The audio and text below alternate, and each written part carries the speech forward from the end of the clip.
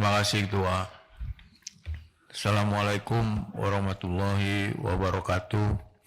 Salam sejahtera buat kita semua. Yang saya hormati pimpinan Komisi 3 dan juga anggota Komisi 3. Yang saya hormati Pak Sekjen MPR dan jajaran, Pak Janedri. Seingat saya Bapak dulu di MK Pak ya? Udah cukup lama gitu ya dulu ya. Iya, jadi saya ingat-ingat wajah ya. Sekarang di MPR sekarang.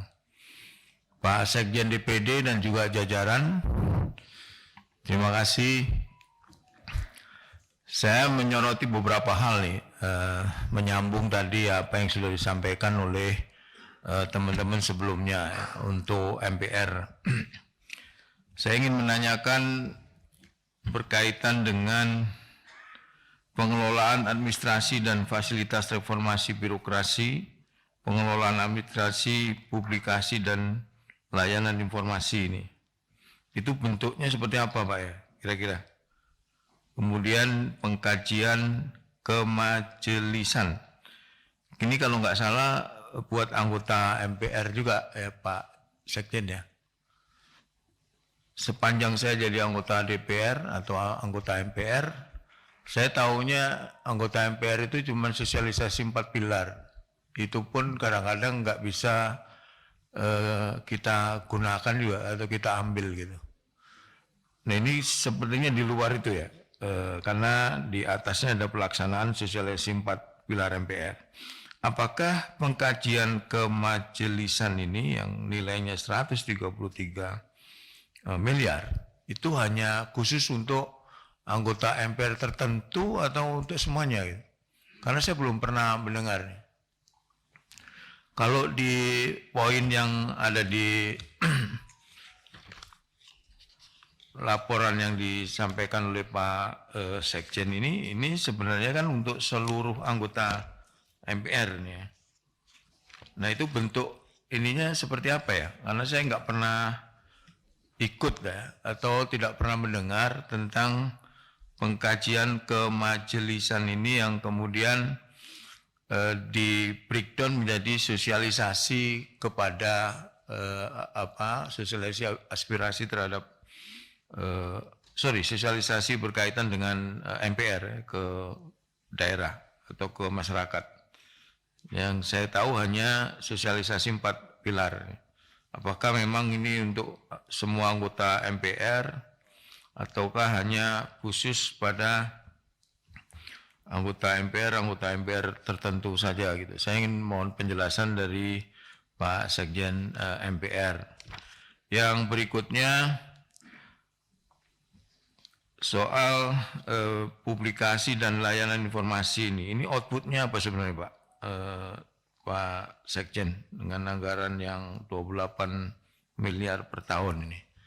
Waktu saya di BRT, saya pernah menyampaikan kepada Sekjen DPR berkaitan dengan ini, yaitu pengadaan tentang media cetaknya DPR itu. Apakah MPR juga nyetak? Sementara media mainstream itu sudah meninggalkan cetak gitu. Apalagi sekarang saya lihat ini DPR ya, MPR saya belum pernah lihat tuh. DPR itu buletinnya itu hanya ditumpuk saja itu. Saya yakin banyak nggak baca juga. Di bandara-bandara itu juga sekarang udah nggak ada lagi tuh. Sementara anggaran yang digunakan cukup besar tuh. Nah ini tujuannya apa ini Pak Sekjen? Sehingga publikasi dan layanan informasi ini bentuk konkretnya seperti apa? Karena ini ada 28 miliar per tahun ya. Dan saya jarang sekali melihat berita tentang MPR di media. Nah ini tolong dijelaskan Pak Sekjen. Kemudian saya agak berbeda, saya justru mengkritik penyerapan anggaran nih MPR nih. Bulan Juni artinya udah triwulan kedua ya, itu masih 38%. Bahkan ada yang penyerapannya pelaksanaan tugas konstitusional MPR itu cuma 2,5%. Ada kendala apa Pak Sekjen? Nah, kalau menggunakan anggaran saja tidak bisa memenuhi ini, kenapa mesti nambah gitu? Apalagi untuk pimpinan MPR ya Pak Suding ya. Saya kira setuju itu. Sebaiknya itu diarahkan ke anggota MPR ya. Karena anggota MPR tahunya cuma sosialisasi 4 pilar aja tuh. Nah, ini menyitir Pak Wayan tadi dengan sekjen yang baru, yang kata Pak Wayan pintar dan cerdas. Saya kira perlu untuk mengubah postur usulan anggaran tadi Pak Sekjen. Sama yang tadi itu, mohon penjelasan kenapa realisasi anggaran di 2023 itu masih 38,82%. Bahkan ini miris sekali, ini ada yang baru 2,5, ada yang 5,3. Nah, ini apa kendalanya? Paling tinggi 48 nih, sosialisasi 4 pilar. Pengkajian kemajelisan juga baru 14% nih. Saya kira itu untuk MPR, mohon dijelaskan Pak Sekjen. Untuk Pak Sekjen DPD, saya ingin menanyakan Pak, membuat media TV 2M itu TV yang kayak apa Pak? Dari mana angka 2 miliar itu? Buat beli kamera. Sekarang udah, saya kira bisa disatukan juga menurut saya dengan TV parlemen ya. Kalau memang tujuannya adalah untuk publikasi tentang kegiatan DPD. Bahkan tadi ada anggaran khusus yang untuk pemberitaan anggota DPD kan. Ada pos tersendiri juga itu. Pemberitaan anggota DPD. Membuat TV tentu nggak sekedar membuat TV. Nanti operasionalnya itu kan juga butuh biaya Pak. Nah, itu outputnya juga apa gitu. Saya nggak tahu DPD ini juga bikin buletin juga apa enggak. Kemudian tadi yang sama tadi seperti yang disampaikan oleh teman-teman tadi, sudah dipotret ada perjalanan dinas ke IKN untuk staf itu. Berarti Pak Sekjen DPD ini wawasannya luar biasa, sampai ke depan bisa tahu ada perjalanan dinas ke IKN itu miliar Pak Suding. Iya. Apa benar itu Agustus 24 itu kita sudah pindah boyongan itu? Kok Bapak sudah bisa menerawang dengan baik gitu ya? Kita yang anggota DPR belum bisa menerawang itu. Mohon dijelaskan Pak Sekjen. Terus kemudian pengadaan laptop. Ini sampai hampir 8 miliar juga. Itu dikasih apa dipinjemin Pak? Anggota DPD itu. Kalau dipinjemin, kalau anggota DPR kalau saya dipinjemin itu harus dibalikin ya. Kalau dipinjemin, laptop yang lama dikemanain gitu. Karena di sini juga ada personal komputer juga untuk anggota ya, 4,8.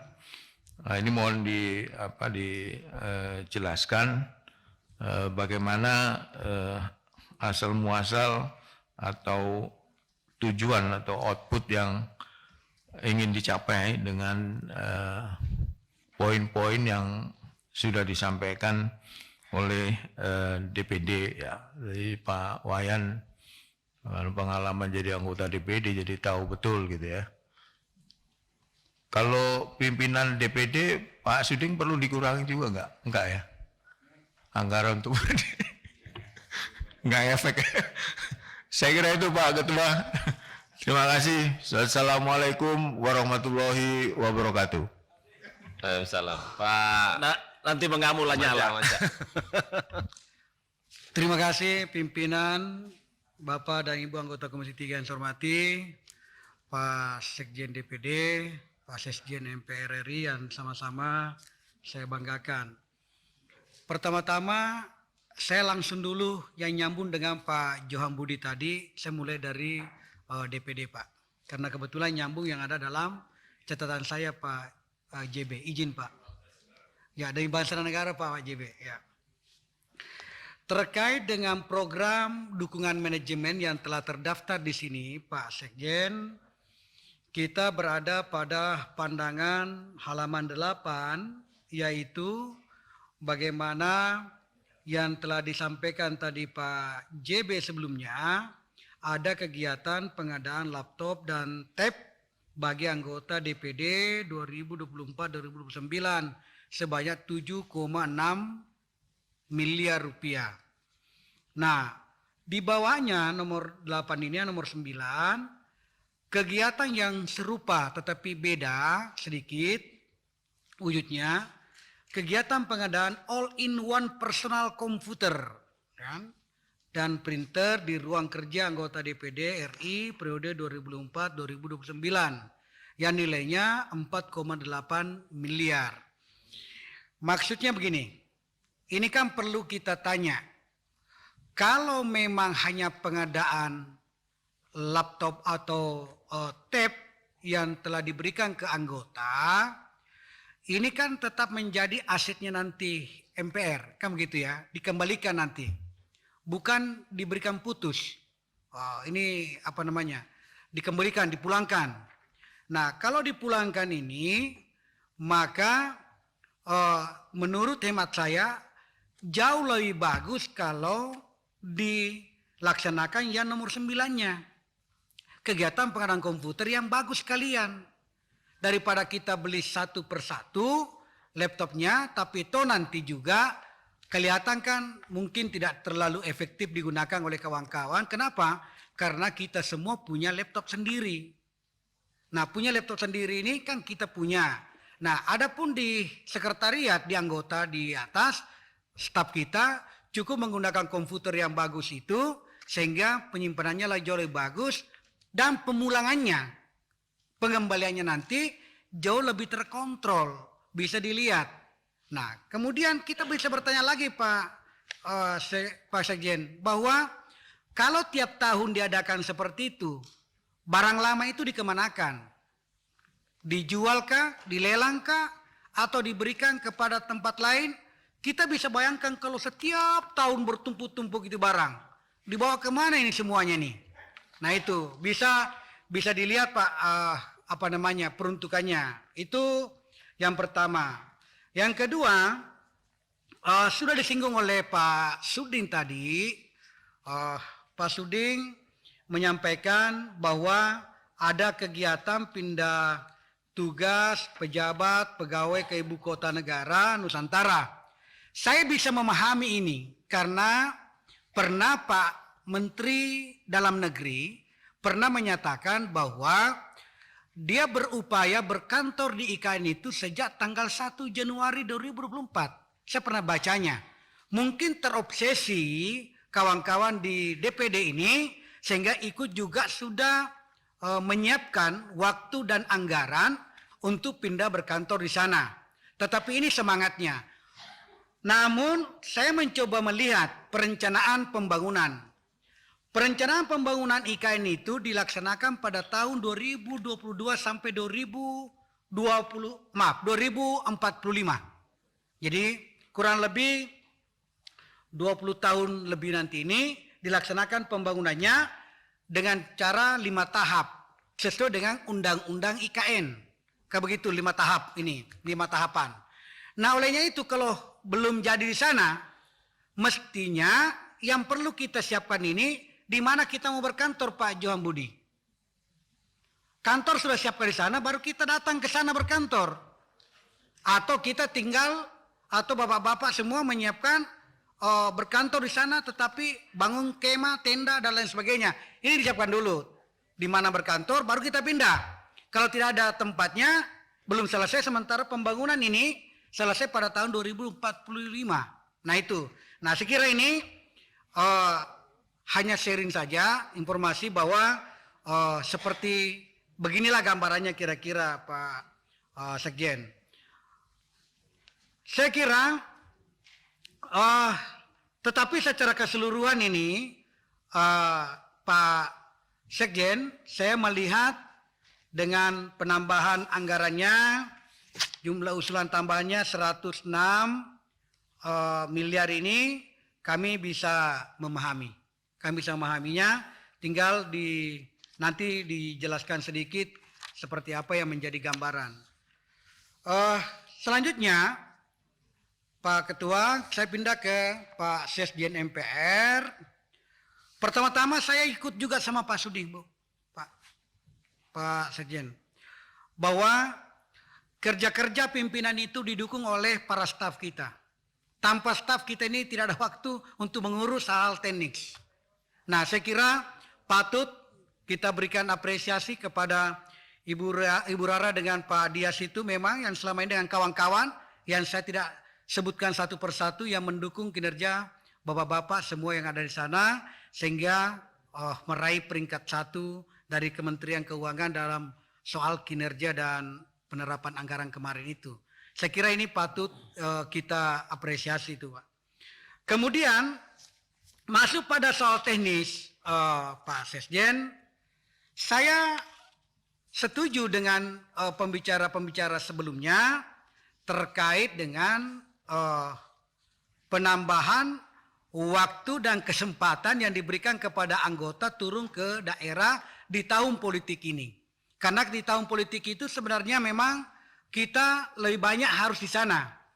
Lebih banyak kita menyerap informasi dan pengaduan, kemudian permintaan dari masyarakat, jauh lebih bagus itu kita laksanakan dibanding kita tidak turun ke sana di waktu apalagi tahun-tahun politik seperti ini. Karena mereka jangan hanya kita datang berhadapan dengan masyarakat ketika kita butuh suaranya. Nah, ketika kita duduk, kita meluangkan waktu di tempat lain tidak bertemu dengan masyarakat.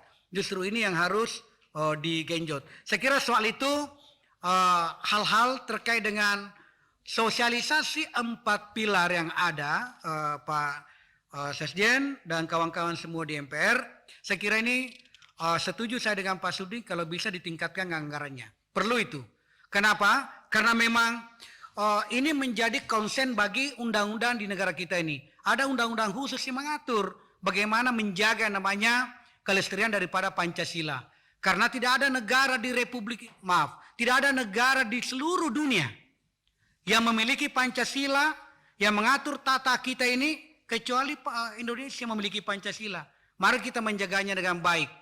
Nah, bagaimana kita memahami butir-butir Pancasila ini, kita turunkan ke bawah, sehingga apa yang menjadi harapan daripada konsen daripada MPR, itu bisa kita lanjutkan oleh anggota-anggota semuanya. Pada prinsipnya, saya dari Golkar, Pak Sekjen, mengatakan bahwa setuju dengan semua apa yang telah disampaikan dengan ini. Saya melihat justru catatan-catatannya MPR ini sangat bagus sekali, Pak. Sangat bagus sekali ini. Bapak, saya lihat dalam rangka menulis satu persatu ini luar biasa nih. Kalau perlu dipertahankan dan kalau perlu lagi tingkatkan sedikit yang saya sampaikan. Saya kira itu. Terima kasih. Assalamualaikum warahmatullahi wabarakatuh. Saya kembalikan kepada Ketua kita yang baik hati, Pak Roni. Pak Ketua Pimpinan, sebelum dilanjutkan ada sedikit saya meminta klarifikasi. Ini sedikit aja Pimpinan, izin. Pak Sekjen, saya rapat di Badan Penganggaran MPR kemarin, itu kan dilaporkan bahwa penyerapan anggaran ya di tahun 2023 itu sudah di angka kurang lebih 50% secara keseluruhan. Ini saudara laporkan ini masih ada beberapa kegiatan-kegiatan seperti yang katakan Pak Johan tadi, ada 29, ini baru saya lihat ini 29, sekian persen, ada yang 14 sekian persen. Ini Bapak ambil dari mana data ini? Dari Kemenkeu atau dari mana? Karena yang dilaporkan kemarin di Badan Penganggaran itu penyerapan anggarannya sudah hampir 50% kurang lebih gitu loh. Izin Bapak Ya. Pimpinan, Silakan. kami ambil berdasarkan data yang sudah diinput melalui Sakti. sistem aplikasi yang Sistem disediakan. aplikasi di Kementerian Keuangan. Betul Nggak bisa sekali. Pak, itu birokrat itu. Yang real Bapak yang harus ambil. Bapak laporkan itu real yang dilakukan di kementerian dan lembaga, real yang dilakukan di MPR. Karena yang dilaporkan itu kemarin saat saya hadir dalam rapat ini sudah di angka 50%. Makanya saya heran tadi ketika Pak Johan Budi mengatakan masih ada 2, sekian persen, ada 14 sekian persen. Saya buka, oh kok bisa begini? Ternyata Bapak ngambil dari Kementerian Keuangan. Ya salah. Izin Selama ini Bapak, dilaporkan itu yang real dilakukan Pak, supaya penyerapan anggaran itu jelas terbaca gitu loh. izin Bapak menambahkan. Jadi yang real memang kami juga punya datanya Pak, tetapi itu belum dipertanggungjawabkan sesuai dengan prosedur yang ditentukan melalui sakti.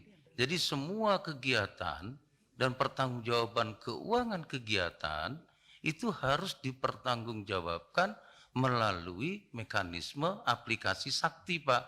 Sedangkan yang real Iya. itu kami punya juga Pak, tapi itu belum selesai Pak. Yang pertanggungjawabannya. kegiatan-kegiatan yang sudah dilakukan oleh anggota. Gitu. Betul. Begitu Pak Iya. laporan kami. Terima kasih. Ya bisa disandingkan nanti supaya ini kegiatan penyerapan anggarannya Pak Sekjen. Jadi tidak semata-mata dari aplikasi Kementerian Keuangan. Karena seperti kemarin pada saat rapat kita kemarin Ibu Ras ini kan seharusnya anggota sudah bisa melaksanakan asosiasi dapil itu di tahap 5 dan 6. Ya, sampai sekarang kan belum dilakukan.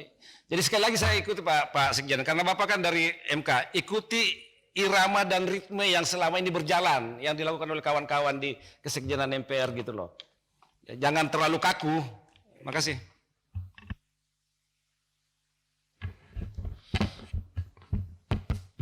Terima kasih pimpinan. Bismillahirrahmanirrahim. Assalamualaikum warahmatullahi wabarakatuh. Selamat siang dan salam sejahtera untuk kita semuanya. Yang terhormat pimpinan beserta anggota Komisi 3, Sekjen MPR RI beserta jajaran dan Sekjen DPD RI beserta jajaran. Setelah mendengar apa yang telah disampaikan atau dipaparkan baik oleh MPR RI maupun DPR RI, saya ingin memulai melakukan pendalaman terkait dengan penganggaran di MPR RI. Memang yang perlu harus kita ingat bahwa penggunaan anggaran ini atau desain perencanaan anggaran ini juga harus terukur dengan basis juga evaluasi anggaran tahun yang atau periode yang lalu atau tahun yang lalu, sehingga ke depan kita harapkan bahwa desain perencanaan anggaran ke depan ini bukan hanya persoalan serapan saja secara kuantitatif, tapi tentu kita juga berharap bahwa kualitas dari penganggaran kita ini kemudian outcome-nya jelas, output-nya jelas bahwa selain untuk penguatan kelembagaan tapi tentu untuk kemanfaatan di dalam masyarakat. Seperti misalkan MPR RI kita tahu bahwa kita memang punya tugas dan tanggung jawab di dalam pelaksanaan penyerapan aspirasi di masyarakat adalah bagaimana kita membumikan nilai-nilai 4 pilar MPR RI. Itu yang paling utama. Jika kemudian tadi senior-senior atau penanya yang lebih dulu menyatakan bahwa sosialisasi 4 pilar itu menjadi wadah, yaitu memang ruhnya dari MPR yang bisa dirasakan secara langsung di tingkat grassroots.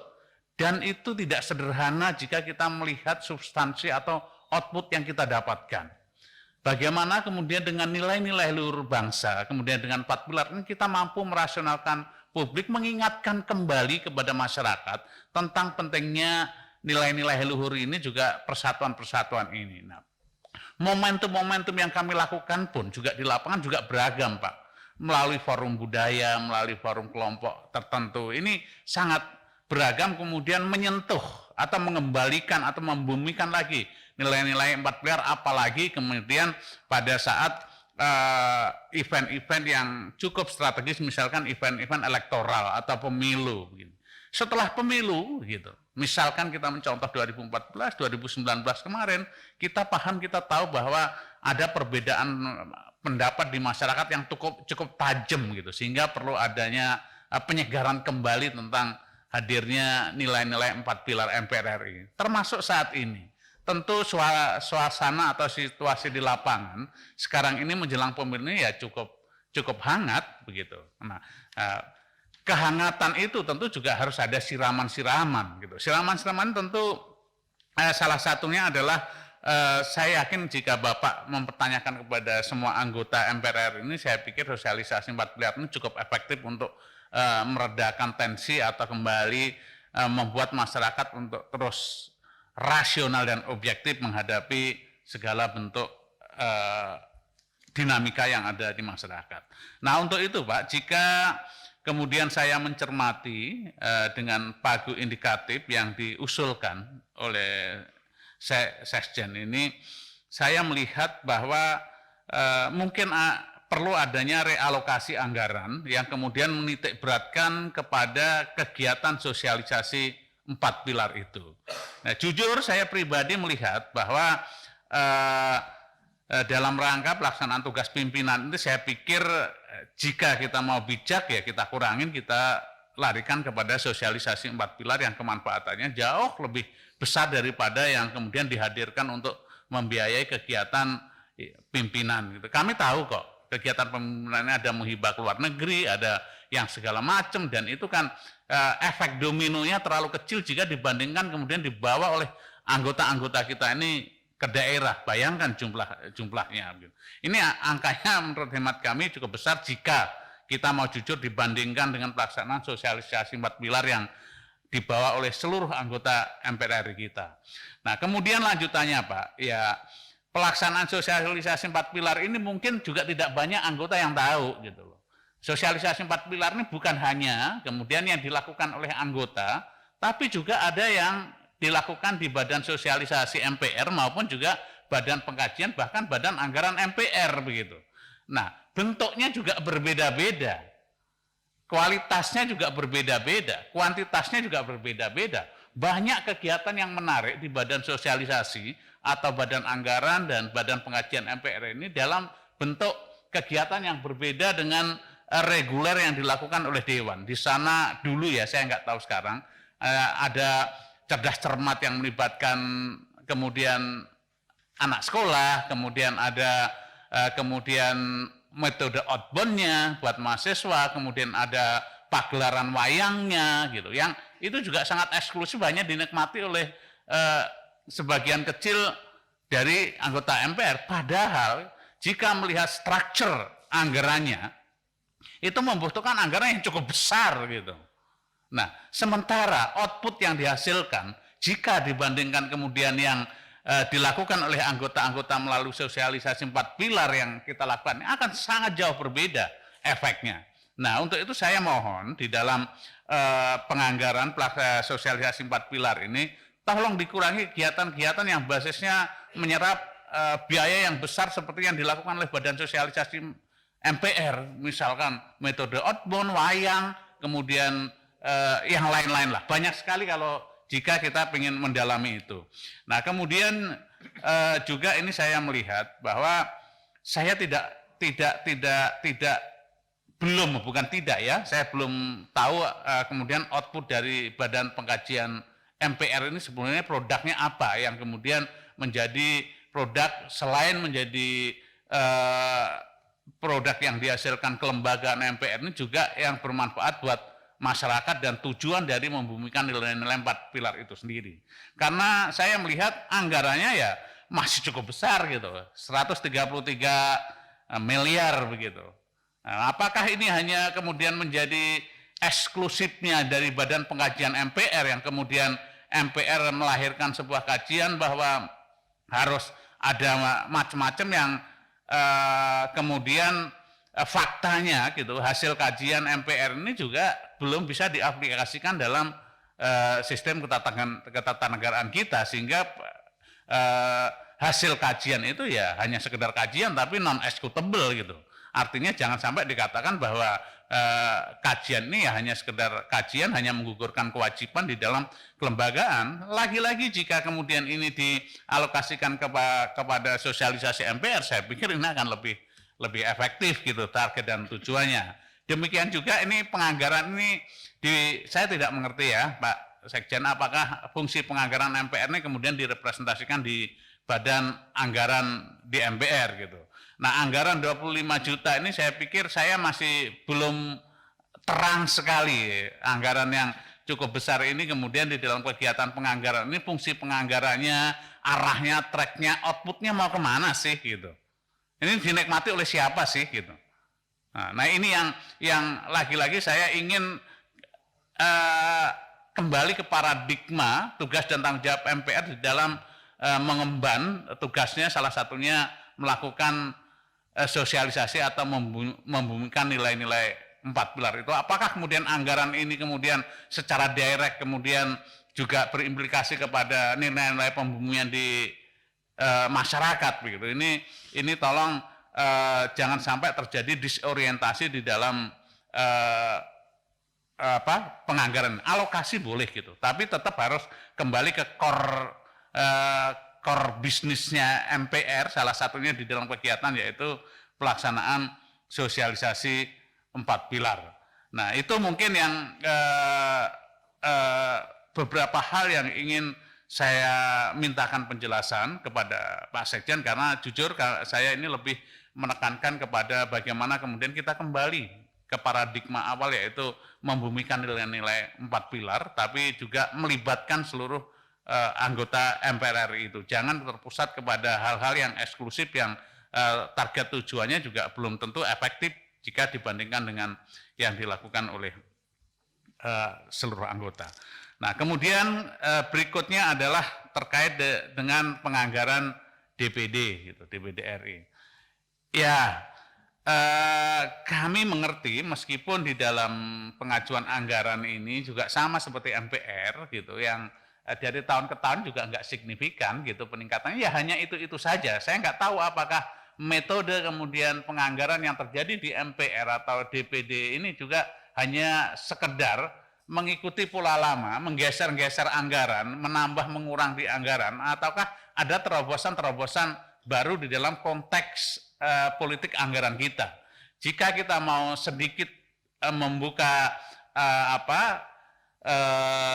membuka keinginan kita yang lebih prospektif, tentu desain anggaran ini juga diharapkan kepada target. Misalkan DPD atau MPR RI tahun ini targetnya fokus kemana, target tahun berikutnya kemana, target berikutnya, sehingga bisa berkelanjutan dan bisa berintegrasi, bukan hanya kemudian business as usual gitu, hanya mengatur anggaran seperti tahun lalu. Nah, fokusnya adalah fokus kelembagaan, fungsi, kemanfaatan. Mestinya desainnya begitu, sehingga tiap tahun kita bisa membangun sebuah desain anggaran yang konstruktif dan prospektif, sehingga di dalam Bappenas pun dan Menteri Keuangan pun ketika Pak Sekjen ini rapat dengan sana, ya tidak bosan mereka melihat ya begini-begini terus gimana mau naik gitu. Sehingga belanja-belanja yang diharapkan pemerintah ini ya belanja yang langsung menyentuh kepada kebutuhan masyarakat, bukan belanja-belanja yang biasa saja. Jika kemudian desain anggaran itu biasa-biasa saja seperti yang lalu tanpa harus ada target capaian di tiap kelembagaan, ya lucu gitu, tidak ada peningkatan. Nah, saya ingin meminta penjelasan Pak Sekjen DPD RI terkait dengan beberapa hal yang tadi juga dipertanyakan. Sebetulnya ada hal yang mungkin gitu bisa saja kami merasa kontradiktif antara usulan yang satu, usulan yang lain. Misalkan seperti contoh gitu. Ya saya mengerti jika Bapak sudah mengantisipasi di awal untuk kebutuhan calon anggota DPD periode berikutnya, termasuk renovasi rumah, pengadaan laptop, pengadaan personal komputer, kemudian juga pengadaan lencana dan juga ruang kerja begitu. Tapi ini kemudian akan menimbulkan kontradiksi ketika Bapak juga yakin bahwa 2024 itu besok DPD RI sudah pindah ke IKN, Pak. Artinya, logikanya gitu. Saya tidak mengerti teknisnya, logikanya jangan sampai kemudian ini seolah-olah double anggaran atau buang-buang anggaran. Di satu sisi di Jakarta Bapak persiapan semuanya dengan anggaran yang ada, tapi nanti di IKN juga akan terjadi gitu.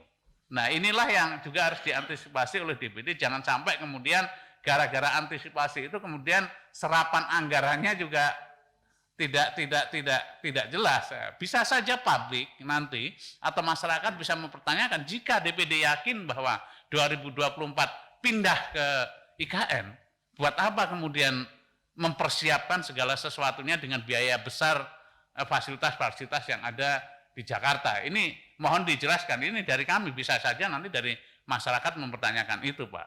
Dan memang tadi saya juga ingin mendalami atau ingin minta penjelasan gitu ya. Saya tidak tahu gitu, ketua DPD banyak kemudian itu hak beliau di dalam mewacanakan kembali ke Undang-Undang Dasar 45. Nah, tapi saya ingin mempertanyakan saja apakah itu memang sudah menjadi kebijakan atau keputusan kelembagaan di DPD RI.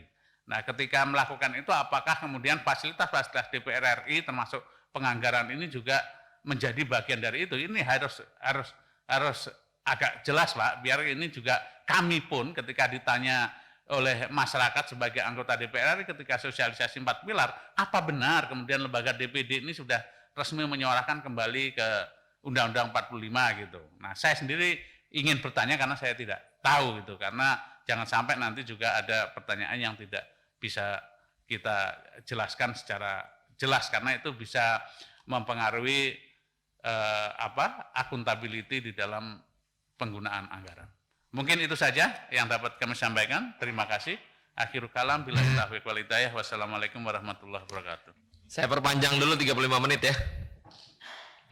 Gimana, Sir? Baik, terima kasih Ketua, Bapak Ibu anggota Komisi 3, Sesjen MPR RI dan juga Sekjen DPD RI beserta para pejabat utama di lingkungan kedua lembaga sekretariat yang saya hormati. Pertama, memang MPR itu adalah kita dan kita adalah MPR, kan begitu Pak Suding? Ya. Nah, oleh karena itu tentu kami berharap agar dalam pelaksanaan sidang awal masa jabatan periode 2024-2029 kami ada di dalamnya, Pak Janet. Nah, gimana caranya supaya khususnya lah ya anggota Komisi 3 bisa hadir dalam pelaksanaan sidang awal masa jabatan periode 2024-2029. Artinya MPR berpikir keras ya untuk membantu, bukan berarti menganak emaskan Komisi 3 atau menganaktirikan komisi lain, tidak. Tapi karena di sini kita membahas, menetapkan pagu anggaran untuk MPR dan tentu DPRD RI, tentu ada semacam dalam tanda kutip ya tanggung jawab moral ya untuk membantu anggota Komisi 3 DPR RI. Meskipun juga anggota komisi lainnya dibantu karena mereka adalah anggota MPR RI juga.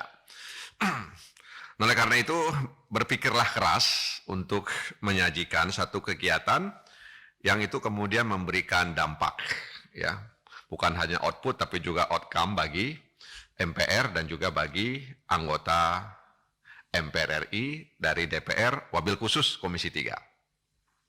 Terutama bagaimana mengemas sosialisasi 4 pilar itu yang memang menjadi ikon daripada MPR RI. Kemaslah dan buatlah sosialisasi itu sehingga memberikan dampak elektoral. Ya, kok sama malu-malu juga kami menyampaikan itu.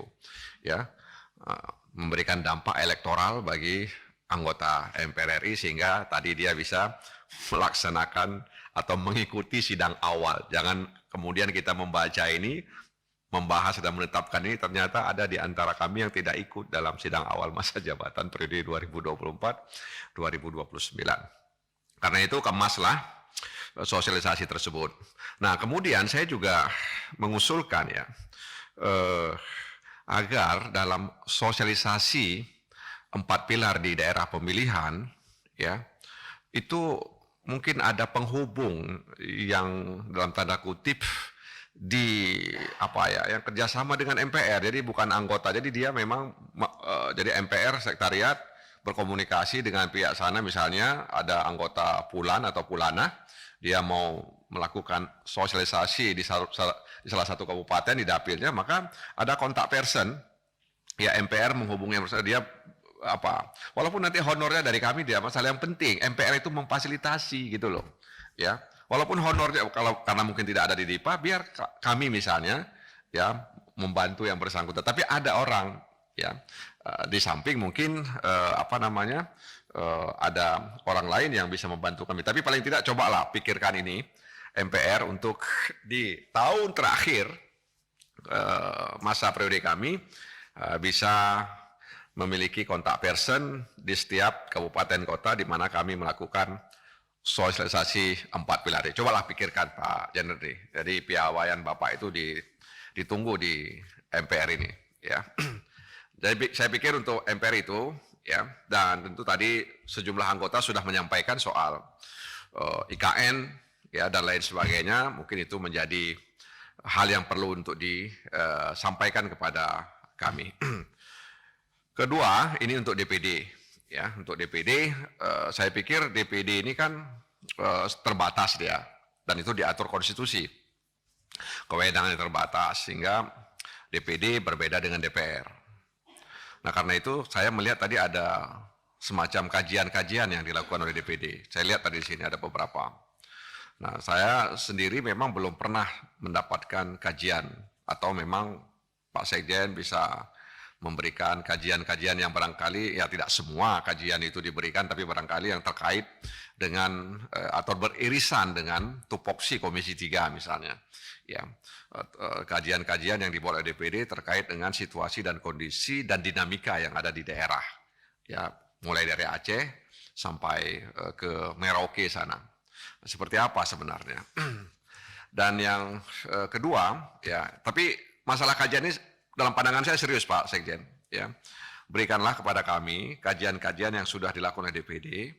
Mungkin juga dari hasil kajian itu ada rekomendasi yang terkait atau yang beririsan dengan tupoksi kami Komisi 3. Masalah keamanan, kemudian masalah hak asasi manusia, ya. Kemudian masalah penegakan hukum, mana gitu. Karena kita sendiri juga nggak pernah dapat informasi dari anggota DPD di dapil kita. Ya, soal dinamika situasi penegakan hukum misalnya. Kalau saya ya di Komisi 3 misalnya ada teman-teman 4 orang DPD itu nggak pernah kita kemudian mendapatkan satu informasi bahwa ini, dan dia juga tidak pernah menyampaikan ke publik secara terbuka terkait dengan dinamika yang terjadi di daerah. Kalau misalnya saya penegakan hukum, hak asasi manusia, keamanan, ketertiban dan lain sebagainya. Tadi saya membaca ada kajian-kajian yang dibuat oleh DPD. Paling tidak saya berharap agar kajian-kajian yang sudah dilakukan oleh DPD, saya nggak tahu apakah ada atau tidak, tapi di sini ada nomenklaturnya soal kajian-kajian yang dibuat oleh DPD. Saya pikir DPD memang harus membuat itu, ya, kajian-kajian itu, ya, sehingga kemudian desentralisasi akan semakin baik, otonomi daerah akan semakin baik. Terutama saya ingin sampaikan bahwa bagaimana DPD ya membicarakan soal kekhususan yang dimiliki oleh daerah dan keistimewaan yang dimiliki oleh daerah. Ada Jogja misalnya, ada DKI misalnya, daerah khusus, ada daerah istimewa dan daerah khusus seperti Aceh. Saya nggak tahu ya, Pak DPD pernah buat satu kajian bagaimana sebenarnya pusat negara ini memperlakukan daerah-daerah yang bersifat khusus seperti Aceh, seperti Papua. Kan kita sedih misalnya ketika Bappenas bilang bahwa tahun 2024 ada 16 provinsi yang miskin. Waktu saya baca, satu di antaranya Aceh. Kan begitu, ya. Jadi daerah khusus yang melimpah uang otsus, tapi kok masuk dalam kategori 16 provinsi ya di tahun 2024 yang miskin begitu. Ya, ada sejumlah Sulawesi juga demikian, ya. Jadi ini kan harus DPD juga harus ikut bertanggung jawab begitu, bukan hanya menyelenggarakan kegiatan rutinitas yang membuat angka-angka kemudian merealisasikan angka-angka itu. Kalau begitu saya pikir ya dalam tanda kutip ya nggak bermanfaat juga DPD. Saya mengatakan ini ya karena memang DPD beda dengan DPR Pak, beda. Ya kalau kami kan diatur dengan dapil, kalau DPD seluruh kabupaten kota dia jalani, ya dia sambangi dan kemudian dia bertemu dengan semua orang di kabupaten kota. Kalau kami kan dibatasi dengan dapil, jadi beda Pak. Nah karena itu sangat membantu misalnya kalau DPD bisa membantu anggota DPD yang berasal dari daerah yang beratribut khusus tadi itu. Ya, karena bagaimana kemudian Sekretariat Jenderal DPD itu kemudian bisa memberikan rekomendasi, karena yang paling tahu daerah ya DPD. Yang paling tahu daerah itu DPD. Ya. Karena dia berinteraksi ya dengan daerah. Sementara kami kalau ditanya yang paling tahu rakyat, kami Pak. Kira-kira begitu. Ya, kami lebih fokus mengurus rakyat. Kalau DPD lebih fokus mengurus daerah. Jadi demikian barangkali ya, terkait dengan kepindahan ke ibu kota juga tadi tolong disampaikan juga. Ya, mudah-mudahan ini bukan sekedar move ya. Jadi semua instansi kelembagaan mencantumkan pindah ibu kota, ada pegawai yang dipindahkan ya. Jangan dibuat move begitu ya. Bahwa kita memang ini ya, kita ikuti undang-undang terkait dengan ibu kota negara, tapi berdasarkan satu realita gitu loh ya. Jangan kemudian kita buat move ya, jangan sekedar move maksud saya, tapi bagaimana memang betul-betul sebuah kebutuhan bahwa memang kita harus ke sana ya. Artinya harus pindah ke sana, ada kantor di sana, rapat di sana dan lain sebagainya. Termasuk juga tadi soal provinsi baru ya. Provinsi baru yang sudah disahkan itu menjadi catatan bagi kami untuk dipresentasikan. Ketua, pada dasarnya kami fraksi PKS tentu mendukung ya pagu indikatif dan usulan tambahan yang disampaikan oleh MPR dan DPD RI. Karena tadi saya katakan di awal, MPR adalah kita adalah MPR. Begitu juga DPD, harapan kami bisa memberikan kontribusi yang penuh dan bulat untuk kemudian membuat kami tahu bagaimana kita memperlakukan daerah khusus tersebut, Pak. Karena sekali lagi saya katakan bahwa undang-undang yang mengatur daerah khusus seperti Aceh misalnya, itu bukan undang-undang biasa, Pak Sekjen DPD RI. Dia bukan undang-undang biasa. Tapi sayangnya diperlakukan biasa-biasa saja. Disitulah saya pikir DPD perlu mengambil peran untuk menghadirkan ya bagaimana seharusnya kita ya memperlakukan daerah-daerah yang beratribut khusus tadi itu. Saya tidak ingin kemudian 2025 Aceh masuk juga dalam daerah miskin. Nauzubillah min zalik. Wassalamualaikum warahmatullahi wabarakatuh. Terima kasih Bapak Ibu sekalian, Pak Sekjen MPR dan DPD. Mungkin pertanyaan dari teman-teman semuanya mirip-mirip. Silakan dikolaborasi untuk menjawab apa yang mesti dijawab dari pertanyaan teman-teman. Terima kasih, Sekjen MPR. Terima kasih Bapak Pimpinan Komisi 3 DPR, Bapak Ibu anggota Komisi 3 DPR, atas izin Bapak Pimpinan kami akan memberikan jawaban atau respons, tanggapan terhadap beberapa pertanyaan, arahan, kemudian saran.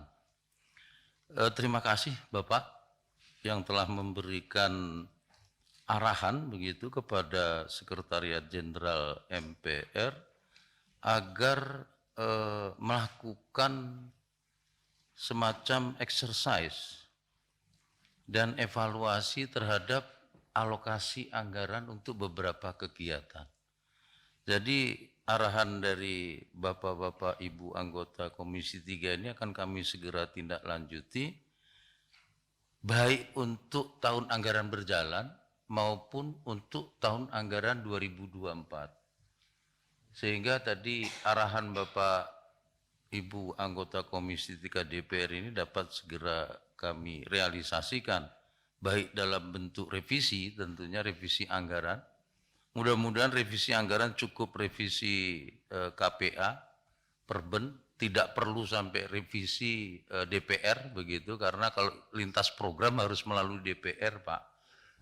Kalau kegiatan mungkin cukup di Perben, tapi kalau satu kegiatan kami yang mempunyai kewenangan untuk. Tapi prinsipnya kami akan lakukan segera itu, Bapak. Terima kasih. Termasuk juga skala prioritas untuk kegiatan anggota melalui sosialisasi 4 pilar. Dan ada pula kegiatan pengkajian yang di dalamnya juga sebenarnya itu ada kegiatan penyerapan aspirasi masyarakat. Jadi itu yang akan kami coba lakukan evaluasi sehingga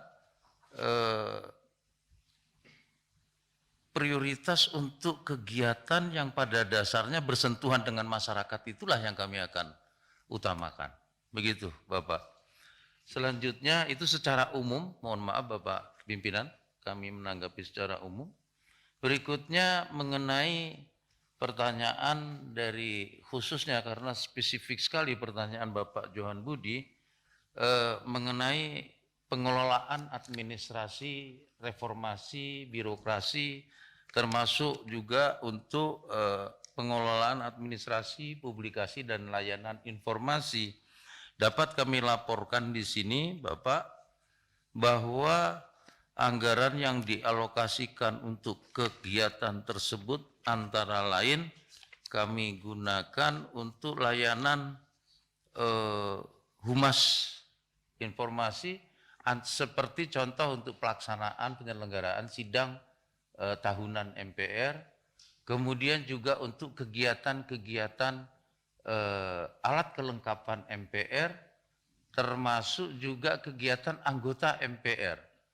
Ini yang tentu juga terima kasih Pak dengan pertanyaan Bapak ini menjadi PR bagi kami bagaimana layanan hubungan masyarakat dan informasi yang sudah dialokasikan cukup signifikan tentu juga harus mempunyai impact yang signifikan juga. Itu segera kami lakukan Pak, evaluasi itu dan strategi yang akan kami tempuh nanti ke depan bisa efektif. Selanjutnya usulan dari Pak masih Pak Johan Budi termasuk kekaitannya dengan pengkajian kemajelisan, kemudian pengelolaan administrasi. Jadi kalau untuk pengelolaan administrasi memang lebih kepada kaitannya dengan internal sekretariat jenderal yang akan digunakan antara lain untuk layanan organisasi tata kelola internal, ketatausahaan, ekspedisi, dan persuratan. Mohon maaf Pak Johan, ini contoh yang mungkin sangat teknis, tetapi serapannya cukup besar Pak. Seperti ekspedisi, ini kami gunakan tatkala anggota MPR itu melakukan sosialisasi 4 pilar. Ini kan kami gunakan pengiriman bahan, itu kami ambil dari pos mata anggaran ini. Jadi seperti itu Pak, contoh yang kami bisa sampaikan. Tetapi terlepas dari itu semua, kami akan melakukan skala prioritas Pak. Ini karena kami baru juga bergabung dengan MPR, jadi kami harus segera coba melakukan pembenahan, penataan yang diarahkan tadi oleh Bapak Ibu anggota Komisi 3. Dan kami setuju Pak Nasir Jamil, penghubung Pak. Memang kami sudah tekankan kepada teman-teman di sekretariat.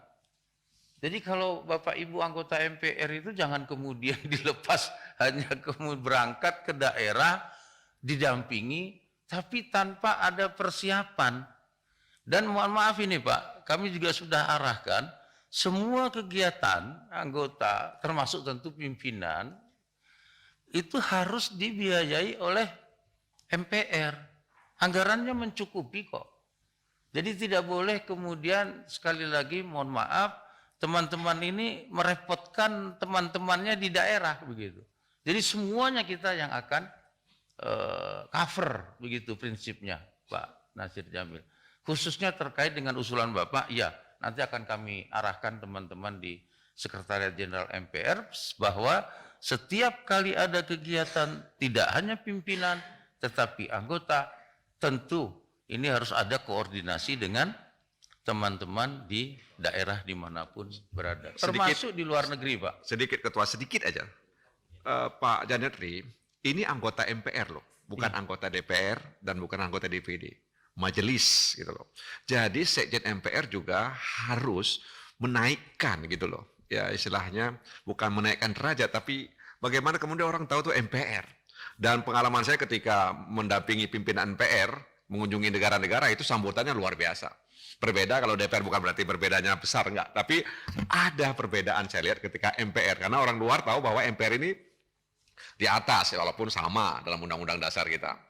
Oleh karena itu, sangat kami harapkan agar Sekjen MPR itu dalam tanda kutip bisa memaknai anggota MPR itu ketika melakukan sosialisasi 4 pilar di daerah atau di dapilnya.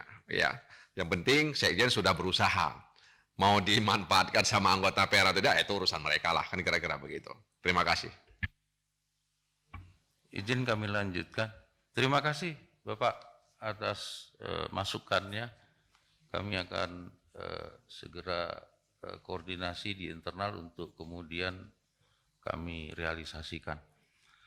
Secara umum sudah kami jawab Bapak Pimpinan dan kami cukupkan sekian. Namun jika ada hal-hal yang perlu penajaman, kami persilahkan Pak. Kami siap untuk menambahkan informasi yang dibutuhkan. Terima kasih. Assalamualaikum warahmatullahi wabarakatuh. Terima kasih pimpinan.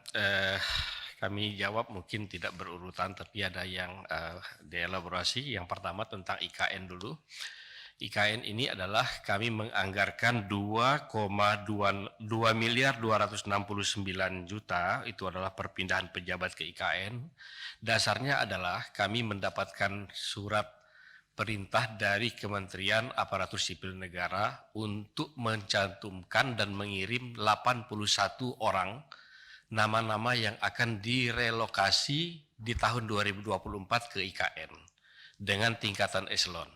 Dan ini berlaku untuk semua kementerian dan lembaga. Secara kebetulan kami mendapatkan 81 orang.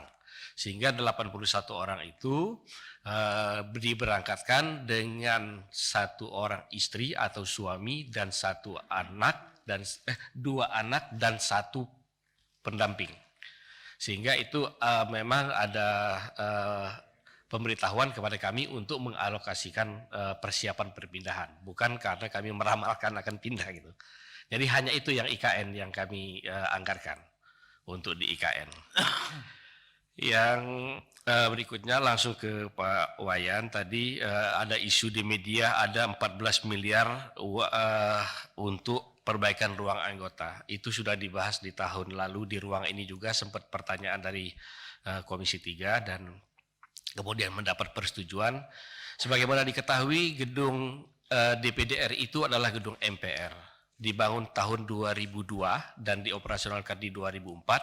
Sampai hari ini ruang kerja Bapak Ibu anggota itu belum pernah tersentuh renovasi apapun. Mungkin yang terhormat Pak Wayan juga merasakan ruangan itu. Nah, kami usulkan sejak tahun 2019 sebetulnya ketika bersamaan dengan ruang kerja anggota yang terhormat Bapak Ibu anggota DPR RI direnovasi, tetapi keburu COVID di tahun 2020, kemudian diadakan pemotongan anggaran, 2020 tidak tercapai, 2021 juga tidak, 2022 kami usulkan kembali dan akan dilaksanakan di tahun 2023. Renovasi adalah untuk 34 sekretariat provinsi dan 136 ruang kerja Bapak Ibu anggota, nilainya 14 miliar. Artinya kurang lebih satu ruangan itu kurang lebih 50 juta rupiah. Itu yang dan ini dilakukan melalui sebuah analisis daripada PU tentang ketentuan besaran harganya. PUPR melalui Dirjen Cipta Karya dan Bappenas serta Dirjen Anggaran melihat langsung ruang kerja anggota, kemudian diadakan kalkulasi perhitungan, maka muncullah angka 14 miliar itu. Dan sudah kami laksanakan untuk saat ini awal lelang elektronik. Sehingga wartawan mendapatkan itu karena adanya pengumuman lelang elektronik, jadi keterbukaan informasi. Terkait dengan toilet, gedung A dengan gedung B itu dengan masing-masing 2 sayap dan masing-masing 4 lantai. Nah, kebutuhan untuk toilet itu juga berdasarkan analisa daripada PU. Kemudian kami usulkan ke Bappenas, disetujui juga dalam forum di Komisi 3 ini, dan akan dilaksanakan, dan saat ini juga sedang dilaksanakan persiapan untuk lelang. Jadi semuanya belum dilakukan, tapi bukan untuk tahun anggaran yang akan datang, itu adalah tahun anggaran 2023. Terus terkait dengan masih di Pak Wayan tadi mempertanyakan tentang PPNPN. Jadi PPNPN kita ini adalah kami merekrut PPNPN itu berdasarkan kepada peraturan pemerintah. Mohon maaf. Surat dari Menpan RB nomor 185 tahun 2022 bahwa semua PPNPN itu hendaknya nanti diangkat menjadi P3K. Tetapi proses itu juga harus melalui sebuah proses administrasi dan nasional. Sampai dengan saat ini kami belum mendapatkan alokasi untuk seleksi P3K. Sehingga apa yang terjadi, pegawai-pegawai kita PPNPN itu masih berstatus kan PPNPN di kantor kita. Kemudian juga terkait dengan kajian, ya terkait dengan kembali ke Undang-Undang Dasar 45 yang dilakukan oleh pimpinan dalam setiap kesempatan di daerah dalam bentuk FGD ataupun dalam bentuk beliau melaksanakan reses, kunjungan atau ke kampus dalam kapasitas sebagai anggota dan sebagai kundapil, itu adalah sifatnya kajian, Pak. Jadi bukan satu sikap kelembagaan, belum menjadi sikap kelembagaan DPD untuk kembali ke Undang-Undang Dasar 45. Jadi DPD itu dulu masih berpedoman kepada amandemen kelima, tapi kemudian ya jalan berliku itu tadi, kemudian sekarang melakukan kajian. Mohon maaf, saya minum sebentar.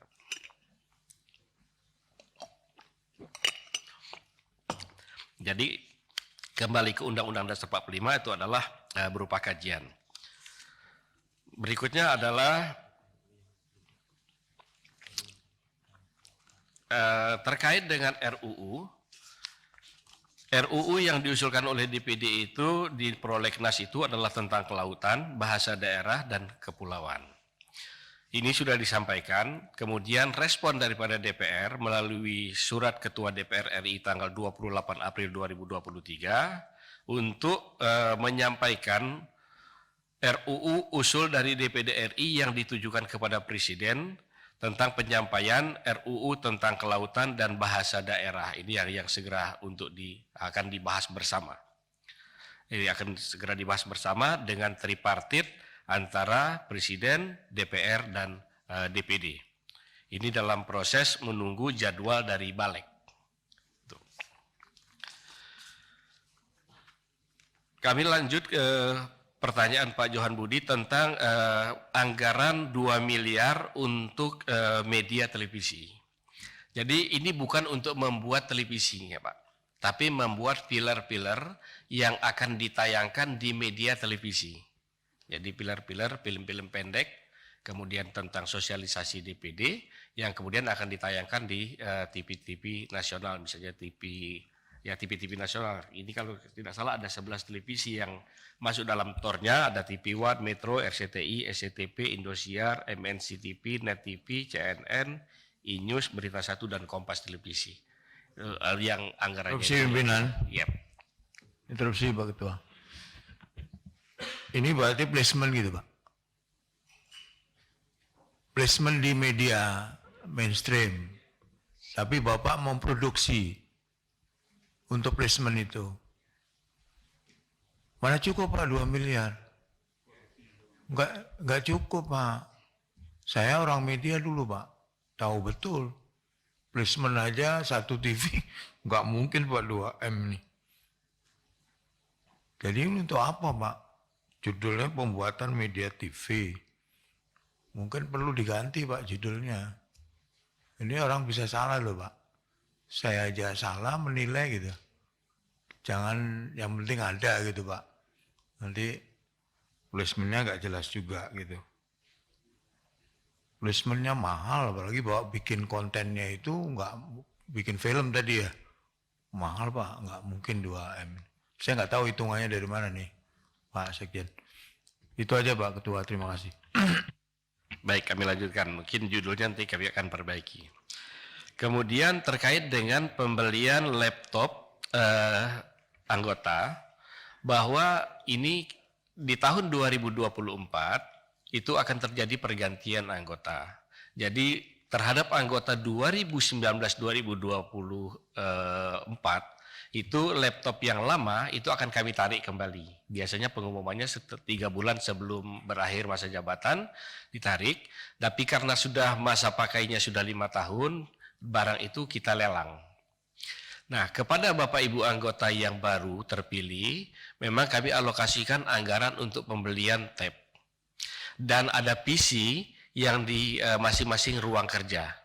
Jadi PC itu di ruang kerja, tetapi tab itu adalah yang bisa dibawa ke mana-mana. Itu adalah alokasi anggaran untuk Bapak Ibu anggota yang baru. Jadi kalau dipertanyakan kemana yang lama kita adakan lelang. Karena yang lalu juga kita adakan lelang. Sesuai dengan Kementerian Keuangan. Kemudian, nah laptop ini bukan untuk pembelian selama setiap tahun Pak, tidak. Laptop itu dibeli 1 kali untuk 5 tahun. Jadi bukan setiap tahun kita beli untuk 1 anggota.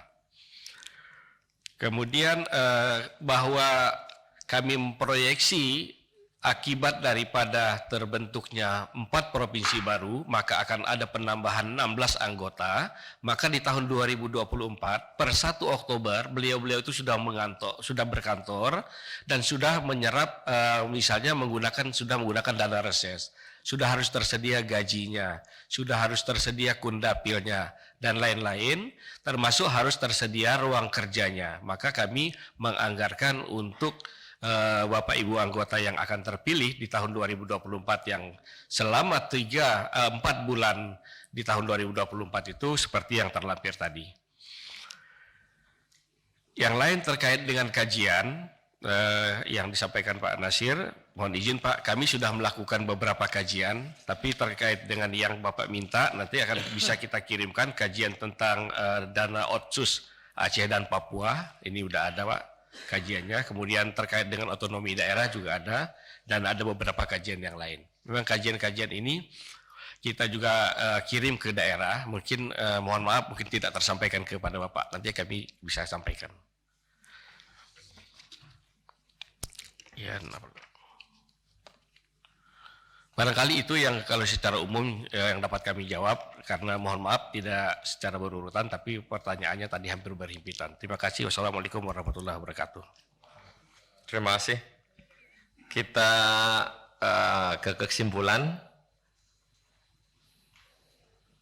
Yang pertama, Komisi 3 DPR RI dapat menerima penjelasan usulan program Majelis Permusyawaratan Rakyat Republik Indonesia sesuai dengan pagu indikatif tahun anggaran 2024 sebesar Rp922.077.290.000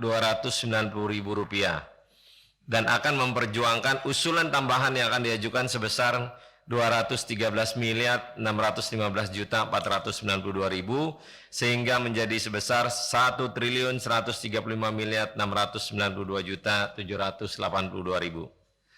Sudah sesuai Pak? Oke?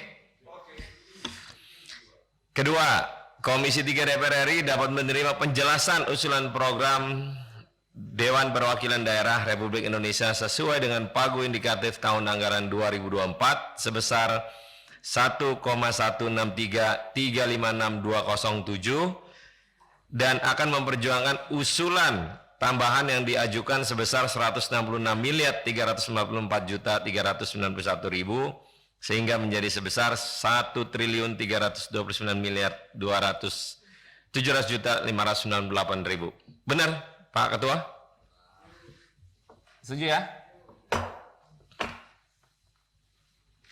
Di print aja.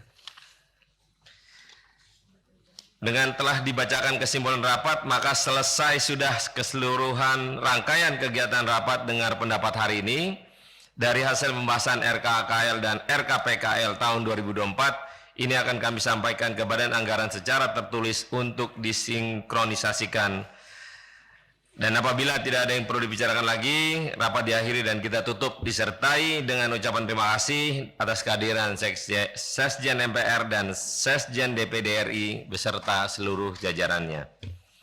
Rapat kami skor sampai dengan pukul 13 dan akan dilanjutkan dengan MARI, MKRI, dan KYRI. Wassalamualaikum warahmatullahi wabarakatuh.